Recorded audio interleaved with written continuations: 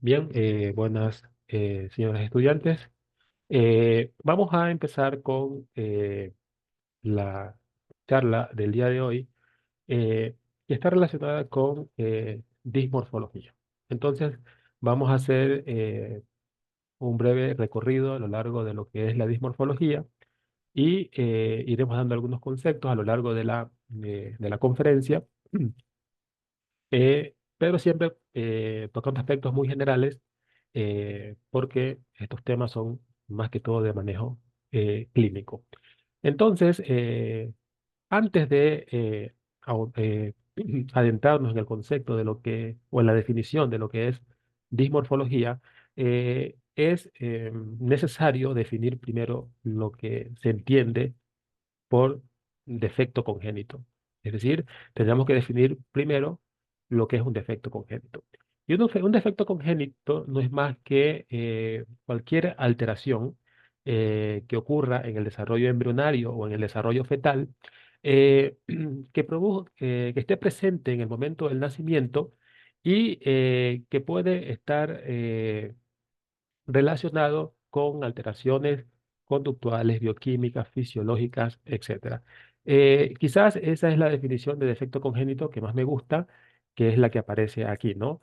Que, como ya les dije, un defecto congénito es cualquier trastorno o alteración que ocurre durante el desarrollo embrionario o fetal, debe estar presente en el momento del nacimiento.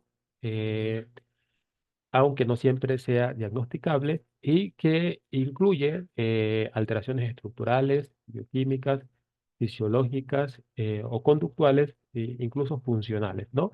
Eh, y aquí se muestran algunos ejemplos de manera muy general de defectos congénitos, desde fenómenos deformativos, malformativos, incluso disruptivos, ¿no? Entonces de todo esto iremos hablando o dando unas breves pinceladas a lo largo de la conferencia. Eh, Ahora bien, eh, estos defectos congénitos se van a clasificar atendiendo a dos grandes criterios.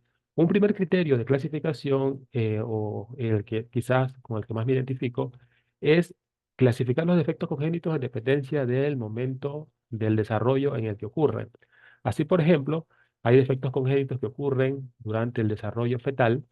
Entonces, y eso da lugar a dos tipos fundamentales de defectos congénitos, que son las deformidades y las disrupciones. Las deformidades no son más que defectos congénitos que hacen alusión a estructuras anatómicas que se formaron bien durante el desarrollo embrionario, pero luego adoptaron cierta posición viciosa, etcétera, o sufrieron alguna compresión externa y esa estructura anatómica presenta una forma alterada. Y las disrupciones es un tipo de defecto congénito que ocurre durante el desarrollo fetal, pero hace relación a una estructura anatómica que se formó adecuadamente durante el desarrollo embrionario, pero que luego, por algún evento isquémico de otro tipo, se destruyó. Bien, entonces, como premisa, la estructura tiene que haberse formado durante el desarrollo embrionario y luego tiene que haberse destruido. Y otro gran grupo de defectos congénitos de acuerdo al momento del desarrollo en el que ocurra, son los defectos congénitos que ocurren durante el desarrollo embrionario.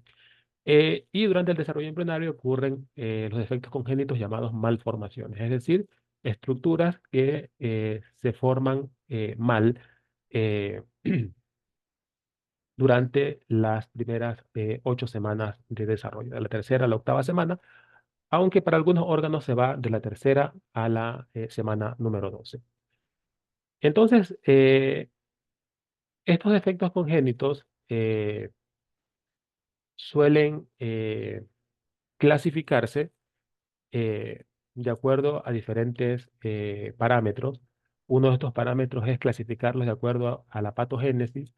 Y de acuerdo a la patogénesis, pueden ser defectos congénitos de tipo deformativo, como ya les decía, aquellas estructuras que se formaron bien durante el desarrollo embrionario, pero luego adoptaron una posición viciosa dentro del vientre materno y en el momento del nacimiento presentan una posición alterada.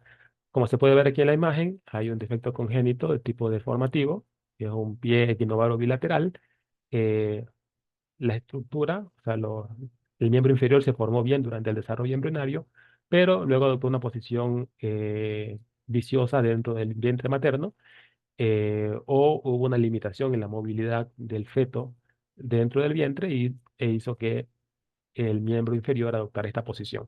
Entonces, esto es una deformidad, esto es una disrupción, eh, son defectos congénitos disruptivos. Fíjense ustedes que esta estructura, que es el pie, tanto el derecho como el izquierdo, se formó bien durante el desarrollo embrionario, pero luego fue destruido porque por una brida amniótica, ¿no? Entonces es lo que en genética se conoce como una secuencia de bridas amnióticas, de que se rompen las bolsas del agnio y ciertas bandas amnióticas se adhieren a los miembros inferiores y prácticamente hay mutilación, aunque no siempre se logra mutilación, ¿no? Y esto que ustedes observan aquí son anillos de constricción. Bien. Entonces, y bueno, como ya les decía anteriormente, hay secuencias de efectos congénitos malformativos, que es cuando hay, eh, se forman mal las estructuras ya desde el periodo de desarrollo embrionario. Ahora bien, entonces, habiendo dado este preámbulo, ya podemos presentar la definición de dismorfología. Y la dismorfología no es más que una rama de la genética clínica, que es un término propuesto por Smith en el año 66, y hace referencia a los defectos congénitos, y esto es importante, que involucran ciertas estructuras anatómicas, pero que deben estar presentes desde el momento del nacimiento. Entonces, estos defectos congénitos, eh, para que sean abordados por la dismorfología, deben estar presentes desde el momento del nacimiento y, como ya dije, deben involucrar ciertas estructuras anatómicas, eh, porque si no involucran estructuras anatómicas y son del tipo fisiológico o bioquímico o funcional, ya no son motivo de estudio de la dismorfología. Entonces, es importante, la dismorfología va a estudiar defectos congénitos que involucren ciertas estructuras anatómicas, o sea, defectos congénitos estructurales. Entonces, estos defectos congénitos, ya habíamos presentado brevemente una clasificación previa para presentar luego y explicar por qué la dismorfología solamente aborda los defectos congénitos que involucran estructuras anatómicas. Entonces, vamos a presentar la clasificación un poco más completa de los defectos congénitos. Eh, un primer criterio de clasificación va a clasificar los defectos congénitos de acuerdo al impacto que tenga este sobre la salud del paciente. Y de acuerdo a este criterio, los defectos congénitos pueden ser defectos congénitos mayores y defectos congénitos menores.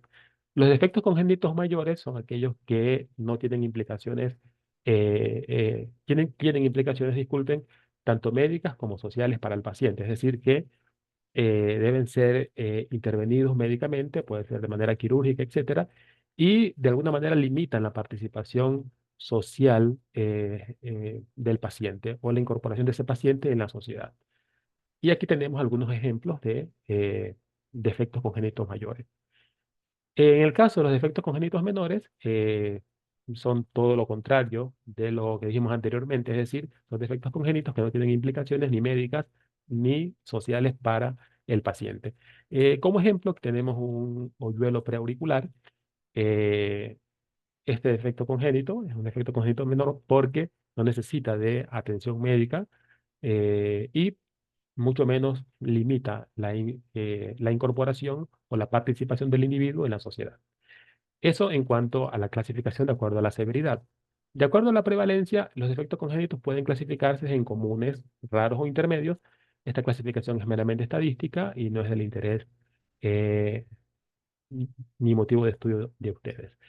En el caso de la clasificación que toma como parámetro el momento del desarrollo en el que ocurre el defecto congénito, a esto los vamos a clasificar en cigopatías, que son defectos congénitos que ocurren en las primeras 3 semanas de desarrollo. Generalmente no suelen trascender porque suelen o se expulsa el cigoto o las células que se pierdan o se alteren suele corregirse el defecto, eh, por lo que no suelen ser tan frecuentes. Ahora, la zona más sensible del desarrollo es la zona de desarrollo embrionario, la etapa de desarrollo embrionario, que va de la semana cuarta a la semana octava, novena, incluso hasta la semana 12 para algunos órganos, y es donde ocurren las malformaciones, porque en la etapa del desarrollo embrionario es la etapa del desarrollo donde se están formando los diferentes órganos y las diferentes estructuras anatómicas. Entonces, cualquier evento, cualquier noxa o la exposición a cualquier agente teratógeno en ese periodo puede traer graves consecuencias porque esa estructura anatómica sobre la cual actuara el agente, cualquiera que éste sea, haría que no se formara bien la estructura anatómica. Y un tercer grupo de defectos que son las fetopatías, que van de la semana 9 o 12 hasta el momento del nacimiento. Y aquí es donde ocurren las deformidades y las disrupciones. En las fetopatías eh,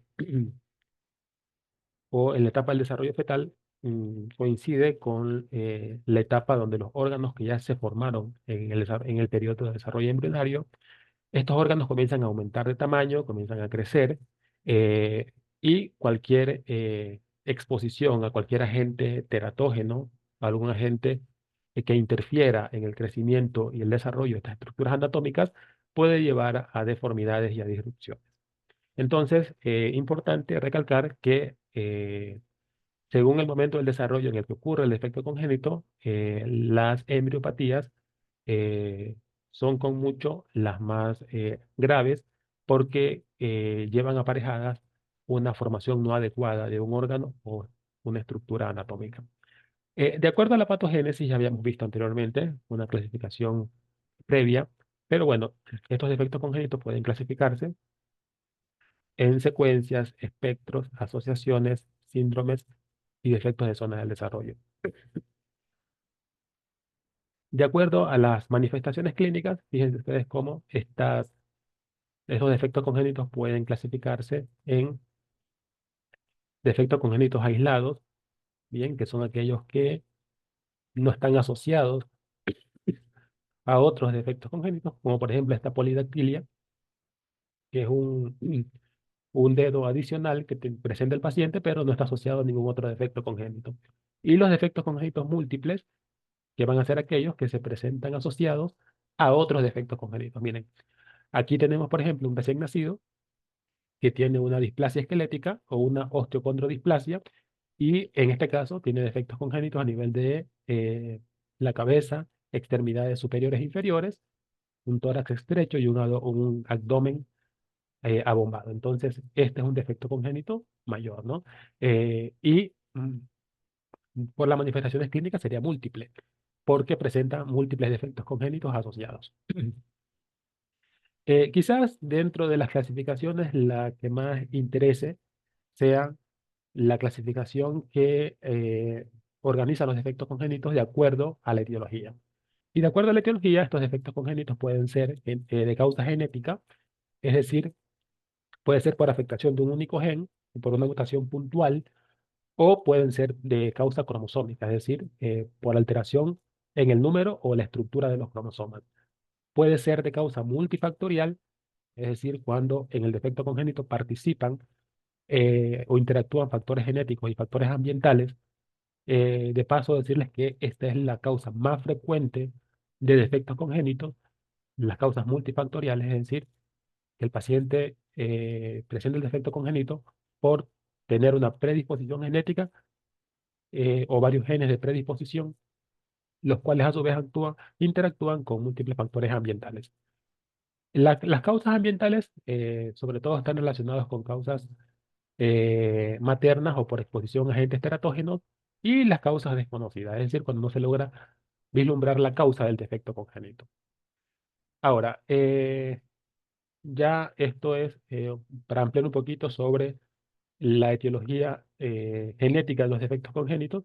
Fíjense ustedes cómo aquí se bosqueja un gen y cuando hay alteración en la secuencia de bases nitrogenadas de este gen, eh, ha ocurrido una mutación y estas mutaciones que involucran a un único gen provocan ciertos síndromes eh, que van acompañados de ciertos defectos congénitos. En este caso, tenemos eh,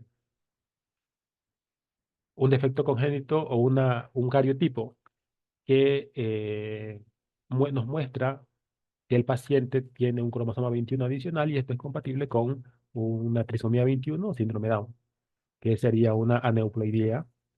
eh, Bien, y bueno, esto ya lo vimos anteriormente, que son eh, los defectos congénitos asociados a enfermedades que siguen un patrón de herencia mendeliano. En este caso tenemos defectos congénitos que tienen un patrón de herencia autosómico recesivo o síndromes que tienen un patrón de herencia autosómico recesivo y llevan asociados ciertos defectos congénitos. Ya, pueden ser bioquímicos como los errores innatos del metabolismo, fisiológicos, conductuales, etcétera. Eh, Hay enfermedades autosómicas dominantes que están asociadas a defectos congénitos, etcétera. Entonces, y aquí la etiología multifactorial, que como ya les dije, involucra la participación de múltiples genes que interactúan con múltiples factores ambientales eh, y resulta ser la causa más frecuente de los defectos congénitos. Esta gráfica nos muestra cómo estos defectos congénitos pueden ser de etiología meramente genética, como aquellos asociados a enfermedades monogénicas o cromosómicas, monogénicas como la condroplasia y cromosómicas como el síndrome Down, pero también en el otro extremo tenemos los defectos congénitos que están asociados a factores meramente ambientales. Este tipo de defectos congénitos, por ejemplo, eh, son la focomelia asociado a la exposición a talidomida. Y en el centro tenemos los defectos congénitos que se dan por la interacción entre factores genéticos y factores ambientales. Bien, entonces aquí, en resumidas cuentas, tenemos la etiología de los defectos congénitos. Estos defectos congénitos pueden ser de causa genética y los de causa genética, como ya les dije, pueden ser provocados por anomalías monogénicas, es decir, que afectan a un solo gen, como la acondroplasia, pueden ser de causa cromosómica, ya sea por alteración numérica o estructural de los cromosomas, como en el síndrome Down, eh, que es una alteración en el número de los cromosomas, por tener un cromosoma 21 adicional.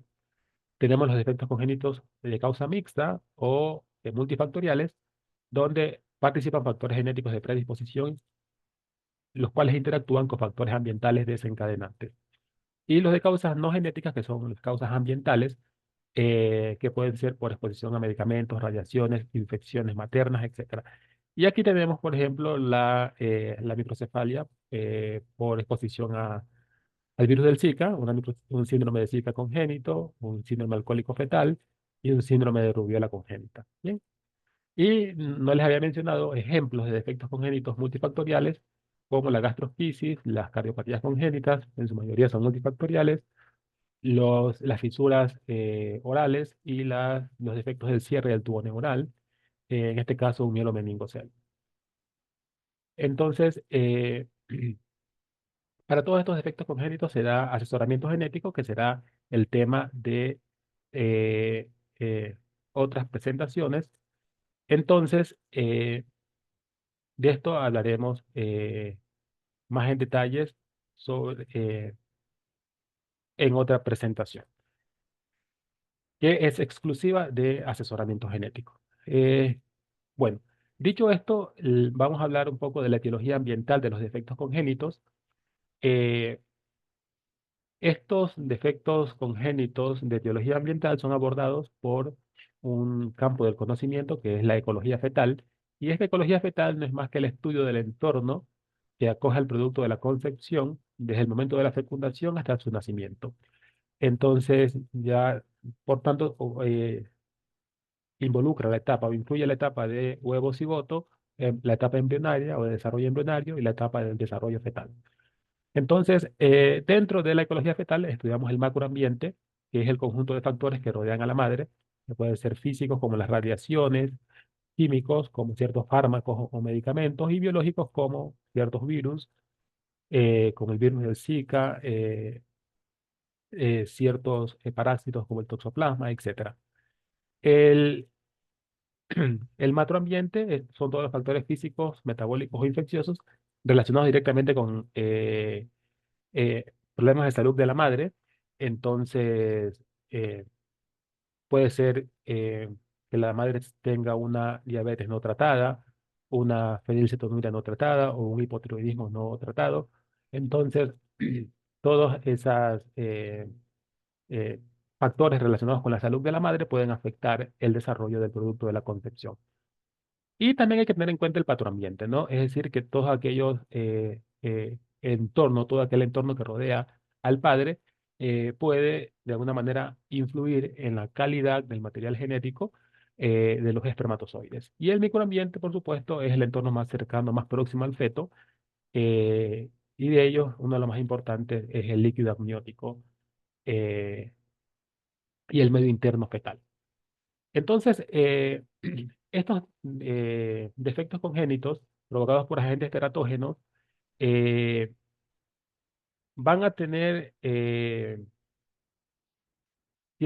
o estos agentes teratógenos van a tener cierta repercusión o cierta afectación o cierta severidad en relación a las manifestaciones clínicas en dependencia del momento del desarrollo en el que la madre se exponga a este agente teratógeno.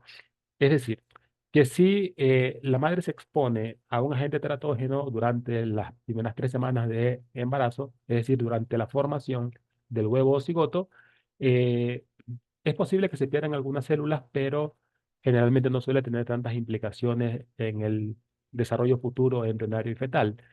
Eh, pero la semana de la tercera a la octava, y incluso hasta la semana 12 para algunos órganos, sí suele ser un poco más sensible la exposición a agentes teratógenos porque, como les decía anteriormente, es el periodo en el que se están formando las diferentes estructuras y ciertos órganos, todos los órganos. Entonces, se están dando algunos procesos celulares eh, y moleculares también. Dentro de los celulares podemos mencionar la proliferación celular, crecimiento, migración, apoptosis. Entonces, esto puede afectar tanto la inducción como la diferenciación celular. Entonces, por eso les decía que el periodo más crítico eh, en el que una madre se puede exponer a un agente teratógeno es el periodo de desarrollo embrionario. Y el periodo de desarrollo fetal, que va de la semana 12 hasta el momento del nacimiento, que es cuando las estructuras ya formadas, los órganos, ciertas estructuras anatómicas están madurando y están en periodo de crecimiento. Ahora, eh, las manifestaciones dismórficas y funcionales que producen las sustancias o agentes que afectan el desarrollo prenatal se deben a varios factores. Dentro de estos factores está la dosis del agente teratógeno y el tiempo de exposición al mismo, ¿no? Eh, Es decir, que no es lo mismo si usted se expuso a un agente teratógeno durante una semana que si se expuso durante 3 meses o 4 meses, ¿no? Tampoco es lo mismo si usted se expuso a un agente teratógeno durante, eh, qué sé yo, como el alcohol, por ejemplo, se tomó un vaso de cerveza a que tome cerveza todos los días durante la gestación. Entonces, depende de la dosis y depende del tiempo de exposición. Las semanas de gestación son importantes, como lo vimos anteriormente. No es lo mismo exponerse al agente teratógeno en la etapa de desarrollo embrionario que durante la etapa de desarrollo fetal. También depende de la susceptibilidad genética de la madre y el feto, ¿bien?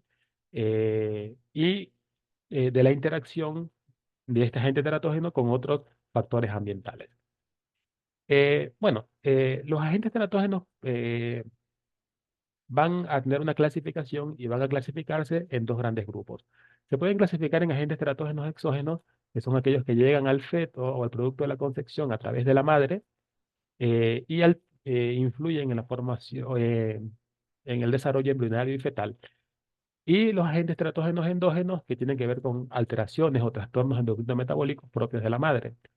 Entonces, estos agentes teratógenos exógenos, por ejemplo, pueden ser químicos, como las drogas no prescriptivas, eh, pueden ser químicos ambientales, como los pesticidas, herbicidas, pueden ser físicos, como las radiaciones ionizantes, como los rayos X, y pueden ser biológicos, y entre ellos pueden estar los virus, eh, como el citomegalovirus, pero pueden haber bacterias, eh, puede haber parásitos como el toxoplasma, etcétera.